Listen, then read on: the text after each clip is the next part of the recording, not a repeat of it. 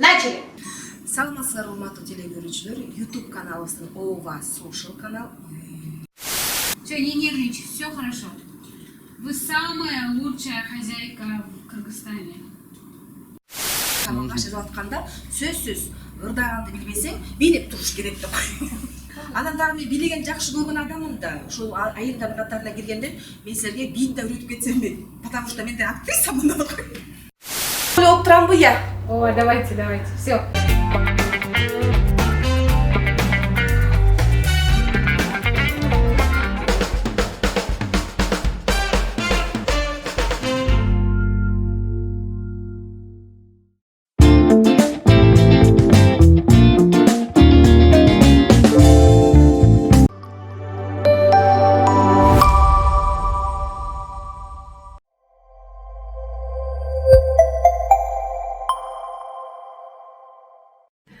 Саламатсыздарбы биздин ОВА телеканалынын ОВА Social YouTube каналынын көрүүчүлөрү. Менин атым Жылдыз. Биздин кайнене жардам берет деген теле долбооруна кош келиңиздер. Негизги биздин максатыбызды айтып кетейин. Жаш келиндерге ардалат. Жаш келиндерге тамак жазууну үйрөтөбүз. Биз билген жасап жүргөн тамактарды үйрөткөнгө аракет кылабыз. Анда эмесе баштадык. Бүгүн биз биф строганов, Орусияга таандык тамакты жазайлык. Ага бизге эмне керек? Биринчиден у эти керек, пияз, каймак, ун, туз, кара муруч, анан кийин гарнирине болсо өзүңөр каалаган гарнирди жасасаңар болот. Бүгүн биз негизи макарон жазайлык деп чечтик. Жакшынакай мындай макаронубуз бар. Дагы бүгүнкү тамагыбыз 2 кишиге гана ылайыктуу. 200 граммдан өйдө 400 грамм эт болот, бир пияз, каймак. Анда эмесе баштадык. Келгиле. Сулпетти алабыз. 2-3 сантиметрдей кылып бөлүп алып, алдын ала баарын арчып, жууп, даярдап койгонбуз. Муну кичине мындай балкабыз менен соккулап, акырын эки бетинен. Биздин плиткабыз ысып турат, ага сковородкабызды коюп коебуз. Ысыгы чакты, этибизди туурап алабыз. Узундугун 3-4 сантиметрдей кылабыз дагы. 4 бурчтук, узун 4 бурчтук кылып туурап алабыз. Жукарак кылып, анан кийин буларды 3-4 сантиметрдин узундугунан бөлүп алып, 4 бурчтук узундугунан кылып туурайбыз. Сковородкабызга май куюп коелук, ысый берсин. Биз өсүмдүк майынан куюп алабыз. Же болбосо сары май менен да колдонсоңор болот. Май ысысын шарты пиязды туурайбыз. Пиязды майдараак кылып туурайбыз.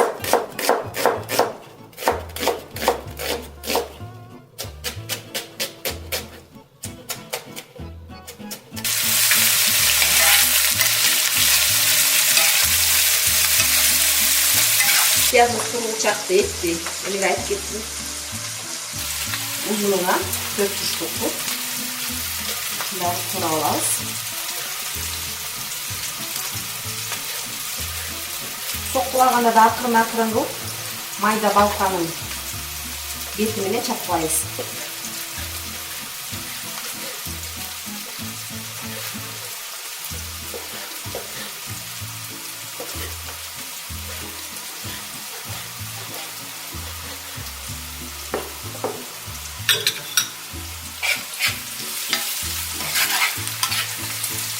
Piyazımız жақсы туруп алыш керек. Өзүнүн ширеси чыгыш керек. Жақсы ширеси чыкканда эти дагы жақсы жумшатат да.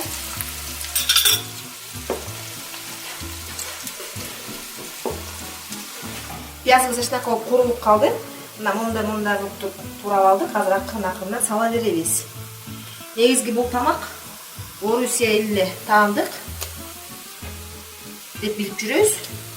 Муну орус граф Александр Григорьевич Строганов деген негиздөөчүсү француз ашпозчу болупту. Анан дагы ушу жаш кожойкейлерге дагы белек катары берилиптир. Азыр биздин этибиз менен пиязды жакшынакай курулду. Туздан салабыз.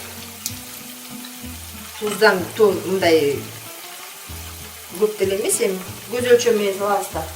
İçine kara buruş salabız.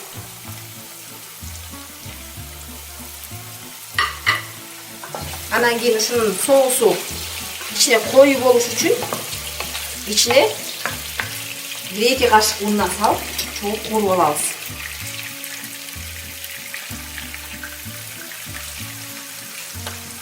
Эки кашык жетишет болуш керек. Азыр кууруп атканда көрөбүз.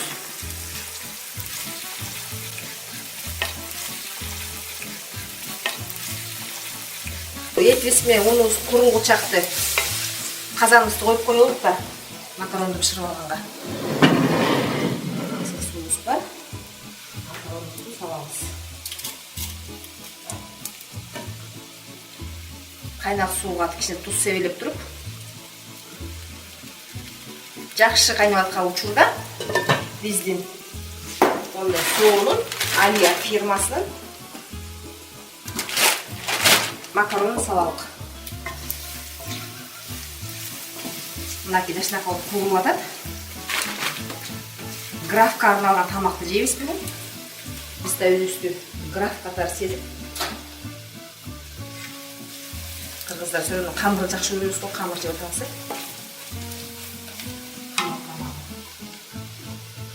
Каймагыбызды даярдап алалык. Азыр биз кийин суу куюп, каймактан кийин биртке демдей турабыз. Муну баары бир 5 мүнөттөй курулду, он менен чогуу. Азыр болсо 3 кашык каймак салдык. Каймактын майлуулугу 20%.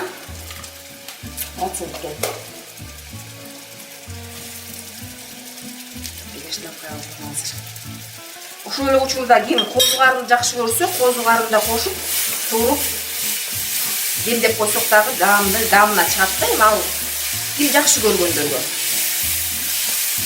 Ар кимдин фантазиясына жараша да болот. Мен буга кичине чисток кошконун дагы жакшы көрөм. Кээ бир учурда чисток да кошуп коем. Кээ бир учурда ачуу калентир да кошомун. Биртке курулсун, бир кичине кызарсын.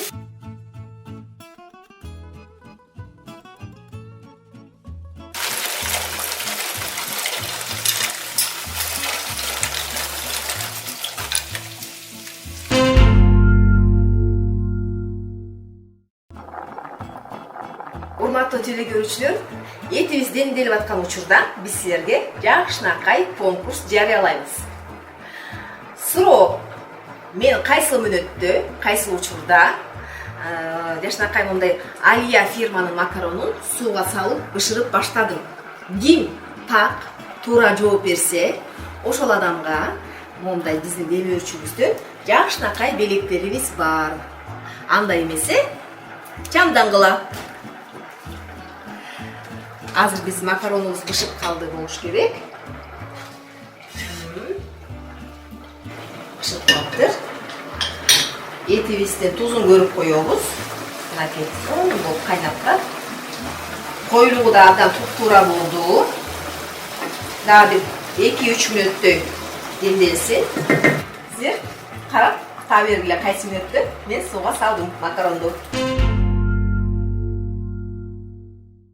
Мынакей макаронубузду суусунан ажыратып алдык. Мынакей жакшынакай салабыз дагы. Этибиз да даяр болуп калды.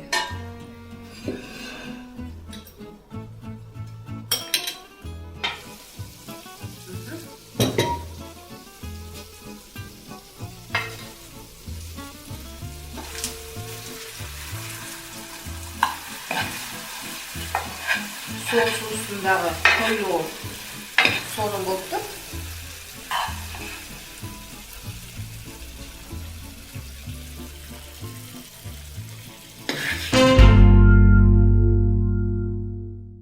Урматтуу телекөрүүчүлөр, мынакей биздин тамагыбыз даяр болду. Эң оңой бат даярдачу биздин беф строганов деген тамагыбызды көрүп билбегендер ушинтип жазагыла. Анан дагы эскертүү бар. Биздин конкурсубузга сөзсүз катышкыла. Биздин YouTube каналыбыздагы Ова Social каналына сөзсүз жазылгыла, комментарий жазгыла, колокольчикти басып коюп тургула. Биз жаңы чыккан, жаңы тартылып аткан программаларыбызды өткөзбөй көрүп турасыздар. Сөзсүз комментарий жазгыла. Сөзсүз жазып, кайсыл тамактарды да жазайлык, кайсыл улуттун тамактарын жасап көрсөтүүнү каалайсыңар, ошону дагы айтып коюңуздар. Конкурстарга жоопторду жазып, биринчиден болуп ушул иштерге белекти утуп алыңыздар. Жакшынакай мынакей сонун белектерибиз силерди күтүп турат. Анда эмесе, эмки көрүшкөнгө чейин саламаттык алыңыздар.